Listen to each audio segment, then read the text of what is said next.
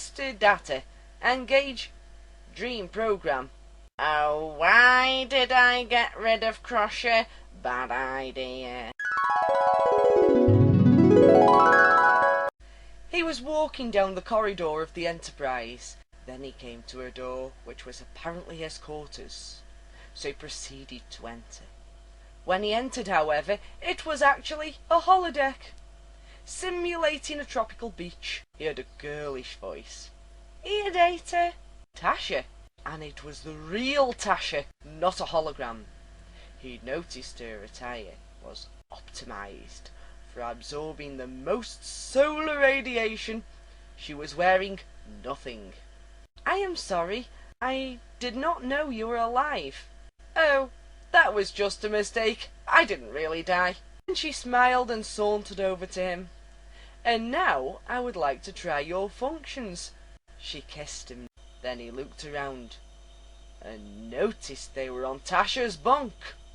Data found he could not remember any details of the experience from the moment she started to remove his uniform until they both lay satisfied on the sand. However, he knew that it had been, what was the word? Enjoyable. "That was wonderful, Data. What else can you do?" "Never mind, I'm sure I'll find out later." Did that mean Tasha liked him? He felt that humans never wanted to be close to him. Maybe they were afraid, but Tasha had implied they would see each other again. "There is a concert in 10 Forward tonight. Would you like to attend with me?" "Why would I want to be seen in public with you, you awful robot?" She smiled wickedly as an idea hit her. "Ooh, you probably think I like you or something. Ha ha! Too bad you won't fit in the drawer with my other dildos." He grabbed her by the neck and started increasing the pressure ever so slowly. She was not laughing now. She hit him, then kicked him, then bit him. Then, with a fabulous relief, he swung his arm as hard as he could, throwing her against the wall with a sharp crack of breaking bone. The feeling vindication slowly turned into an overwhelming guilt and despair. That was his emotional state when he looked up to see Dr. Pulaski looming before him.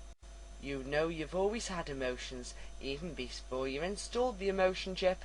I was the only one who noticed, Data, you had a circuit for bruised feelings. No, I did not have emotions, I did not.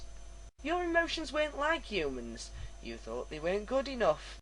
It's a shame. Look at what the upgrade has done to you." He almost cried, but he would not in front of Dr. Pulaski and Dr. Seller. "You knew! Why did you not explain it to me then? All of this could have been avoided!" "It's too late for you now, Data. Nothing you can do will make matters right."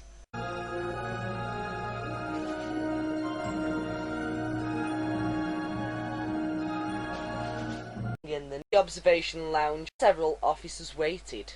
There were Dr. Seller, composed as usual, Geordie, upset and shaken, Lieutenant Snirk of Security, no telling what that creature was thinking, and Deanna Troy. "There's been an accident in the holodeck. Worf has been killed.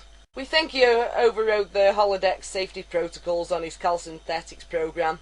But in light of the murders going on around here, I can't help but think there's more involved than just a simple holodeck accident." Data stole a glance at Troy, and she seemed to be studying him closely. Too closely. "Oh no, she probably sensed my emotions. Oh no, she was probably sensing them now." Riker stood up and paced across the floor. "These are, of course, very difficult times, and I thank you all for continuing to do your duties. But now I find I need to reorganize my officers to fill the vacancies. Lieutenant Snirk, you will now be Chief of Security, and Data." In spite of everything, Data wanted very much to be promoted. He had watched as everyone around him was promoted repeatedly, until even the hated Troy outranked him. "I want you to know that I very seriously considered you for the post of first officer. However, during this crisis, I need you to stay in your present post for maximum efficiency.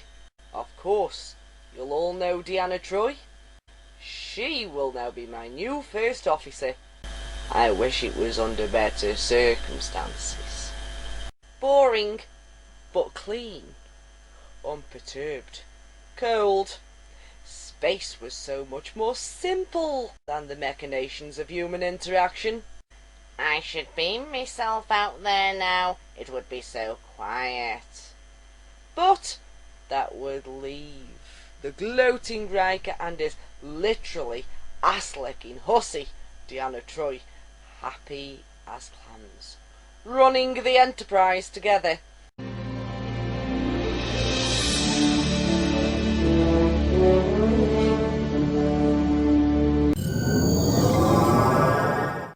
Data walked aimlessly through the corridors for a while. He let his subconscious choose a path for him, and ended up once again at Bruce Maddox's lab. A figure was seated at the table. Maddox. Hello, Data. Deanna was at the Vulcan Academy with me. When I heard she was to board the Enterprise at Starbase 173, I just had to come along back. Needless to say, I was surprised to find out about the break-in, and about the theft of my nanocutter. Interesting about this floor tile here. It was cut exactly in half. I mean to the nearest millimetre. The line's perfectly straight too. I wonder why someone in a big hurry to escape would bother to do that. Possibilities. The crystalline structure of the tile might have broken in a straight line once could. Oh, don't worry about me, Data. I'm not going to turn you in. Maybe we can straighten out your memory problem. Don't you think? Your chances are better with me than with Starfleet when they find out what you've done. Dr. Maddox, you may regret trying to blackmail me for a short time. I may what? Data slammed the wussy little scientist against the wall. It wasn't too long before the repeated assaults on the human's fragile body were too much. He let go of Maddox's shoulders, dumping him on the floor. Just then, Data realised he did not know what to do with the body. Still, everyone thought well of good old Data, their useful machine, their willing slave. Without a care, Data swaggered out of the door and back to his quarters to ruminate on his next move. At the same time, he could now hear Tasha's voice producing involuntary gasps of pleasure. Oh, yes, yes, well. Well? Data opened his eyes with a start.